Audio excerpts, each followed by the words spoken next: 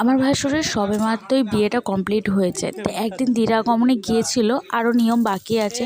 সেহেতু পরের দিনে বরমশাই বলল আজকে কেকটা কেটে সেলিব্রেট করা যাক, তাই সেইভাবে কেকটা আনা হয়েছিল। আর এই কেকটার উপরে যে বাজি বন্ধ ফাটছে, এটা না আমি ফার্স্ট টাইম জ্বালাচ্ছি। আমার না খুব ভয় লাগছে যে যদি বারোটা হাতে লেগে যায়। জাস্ট প্রথমবারই আমি এটা জ্বালালাম। আর এটা জ্বালানোর পরই তারপর ওদের বললাম তোমরা কেকটা কেটে নিয়ে আগে তুমি দিদিভাইকে খাওয়াও, দিদিভাই তোমাকে খাওয়াবে। তো এরকমভাবে খাওয়ার পর তারপর ওরা কী করলো, আমার শ্বশুর শাশুড়ি আমার বরমশাই সবাইকে এক এক করে খাইয়ে দিল দাদাভাই। আর এদিকে যেহেতু আমরাই ট্রিটটা দিচ্ছিলাম, সেহেতু বরমশাইয়ের তরফ থেকে আজকে রাতের ডিনারটাও বরমশাই দিয়েছিল।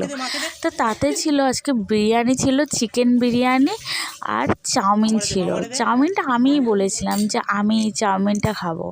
আর এদিকে দিদিভাই ওরাও নিয়ে নিয়েছিল।